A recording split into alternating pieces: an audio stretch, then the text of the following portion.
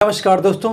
कल अगर भारत और पाकिस्तान के बीच में फिर से तनाव बढ़ता है और पाकिस्तान के पीछे सिर्फ एक देश नहीं बल्कि टर्की और सऊदी अरेबिया जैसे बड़े देश दिखाई दें, तो क्या भारत के लिए सिचुएशन बदल जाएगी? क्या पाकिस्तान, टर्की और सऊदी अरेबिया ने मिलकर एक ऐसा मिलिट्री अलायंस बना लिया है जो आने वाले समय में भारत के लिए एक बड़ी चुनौती बन सकता है? और सबसे बड़ा सवाल, क्या सच में नाटो जैसा कोई इस्लामिक मिलिट्री ब्लॉक है या फिर कागज़ पर दिखने वाला एक ऐसा डिफेंस पैक्ट है जिसकी असली ताकत का पता तभी चलेगा जब कोई बड़ा युद्ध होगा? यही सवाल हाल में भारत के विदेश मंत्री एस जयशंकर से पूछा गया और उनका जवाब काफ़ी इंटरेस्टिंग था। जयशंकर से सवाल पूछा गया कि पाकिस्तान, टर्की और सऊदी अरेबिया के बीच जो नया डिफेंस पैक्ट हुआ है उसका इंडिया पर क्या इम्पैक्ट पड़ेगा, तो भारत को इस सिक्योरिटी से लेना चाहिए। जयशंकर ने सीधे ड्रामेटिक स्टेटमेंट दिया। उन्होंने बेसिकली एक सिंपल सवाल उठाया, अगर ये बड़ा डिफेंस पैक्ट है तो इन सब देशों के सामने रियल मिलिट्री सिचुएशन आई तब क्या हुआ? यहीं से पूरी कहानी इंटरेस्टिंग हो जाती है, क्योंकि सऊदी अरबिया पर ईरान की तरफ से मिसाइल अटैक हुए। क्या पाकिस्तान ने तुरंत अपनी सेना सऊदी अरबिया भेजी? नहीं। इसी बीच पाकिस्तान और अफ़गानिस्तान के बीच में बॉर्डर कॉन्फ्लिक्ट के बीच तनाव हुआ और क्लैशेस भी हुए, लेकिन सऊदी अरबिया और टर्की पाकिस्तान को बचाने के लिए अपनी मिलिट्री और बॉर्डर पर नहीं पहुँचे। नहीं, तो सवाल यही है कि अगर रियल कॉन्फ्लिक्ट के समय कोई कंट्री दूसरे की मिलिट्री हेल्प के लिए सामने आती है तो सिर्फ एक डिफेंस एग्रीमेंट देखकर उसकी एक्चुअल मिलिट्री स्ट्रेंथ का अंदाज़ा कैसे लगा सकते हैं? लेकिन कहानी आज से शुरू नहीं होती है। अगर आप सोच रहे होंगे कि पाकिस्तान पहली बार ऐसा कोई मिलिट्री अलायंस बनाया गया है तो आप गलत हैं। इसके पीछे लगभग 70 साल पुरानी कहानी है। यहीं से हिस्ट्री आज एक नए डिफेंस पैक्ट को समझने में सबसे पहले ज़्यादा मदद हम इस चीज़ का लेते हैं। 1950 की दुनिया की तरफ चलिए।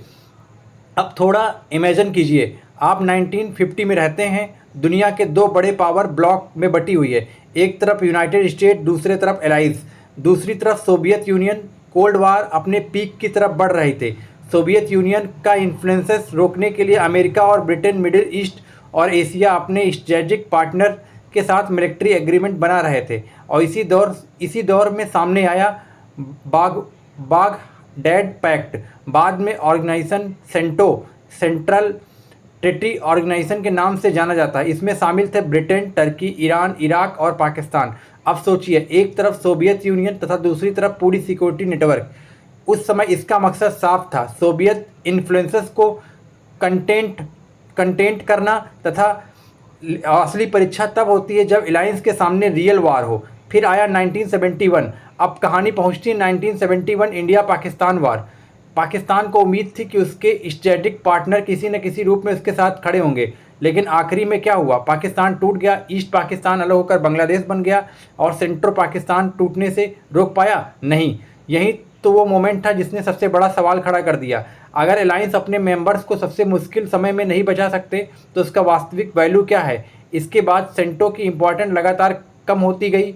इराक बाहर हुआ, फिर ईरान में रेवोल्यूशन आया, टर्की और पाकिस्तान की स्ट्रेटेजिक इन्वायरमेंट बदल गया। आखिरकार 1979 में सेंटो खत्म हो गया। एक समय जिस अलायंस को सोवियत यूनियन के खिलाफ बड़ी स्ट्रेटेजिक वॉल माना जाता था वह इतिहास का हिस्सा बन चुका है। लेकिन कहानी यही खत्म नहीं होती है। सेंटो से पहले एक एक्सपेरिमेंट हुआ, मेडो, मिडिल ईस्ट डिफेंस ऑर्गेनाइजेशन। इसका उद्देश्य मिडिल ईस्ट में एक कलेक्टिव सिक्योरिटी अरेंजमेंट बनाना था। लेकिन अब यह सवाल ज़्यादा समय तक नहीं टिक पाया। यानी कोल्ड वार के दौरान पाकिस्तान के आसपास कई सिक्योरिटी अलायंसेस बनाए गए, लेकिन समय के साथ उनकी इम्पोर्टेंस खत्म होती चली गई। अब सवाल है, क्या आज का Pakistan, Turkey, Saudi defence pact इसी इतिहास को रिपीट कर सकते हैं? अब वापस आते हैं आज पर। आज पाकिस्तान, टर्की और सऊदी अरबिया में बीच जो डिफेंस कोऑपरेशन सामने आया है उसे लेकर काफ़ी चर्चा हो रही है। कई लोग तो नाटो स्टाइल अरेंजमेंट बता रहे हैं, लेकिन यहाँ एक चीज़ समझना बहुत ज़रूरी है, डिफेंस पैक्ट और नाटो बिल्कुल एक चीज़ नहीं होते। नाटो के आर्टिकल 5 को अक्सर इस तरह समझाया गया है, an attack one is on attack on all. इसका मतलब यह नहीं कि किसी मेंबर्स कंट्री पर हमला होते ही बाकी सभी देशों की सेनाएं ऑटोमेटिकली युद्ध में कूद जाएंगी। अलायंसेस के मेंबर सिचुएशन को एसेस करते हैं और तय करते हैं कि किस तरह का असिस्टेंस दी जाएगी। इसी तरह नए Pakistan, Turkey, Saudi Arabia agreement भी केवल हेडलाइन देखकर समझना नहीं सही समझना नहीं होगा।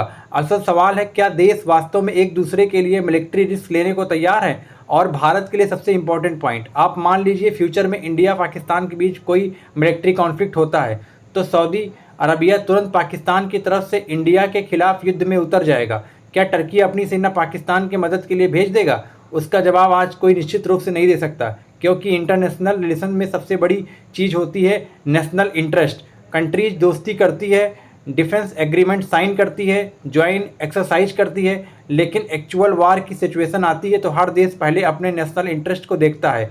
यही वजह है कि इंडिया की सबसे प्रैक्टिकल स्ट्रेटजी यह होगी कि किसी दूसरे अलायंस के जवाब में जल्दबाजी में कोई नया मिलिट्री ब्लॉक बनाने के बजाय अपनी मिलिट्री कैपेबिलिटी, टेक्नोलॉजी, इंटेलिजेंस और स्ट्रेटेजिक पार्टनरशिप को मजबूत किया जाए।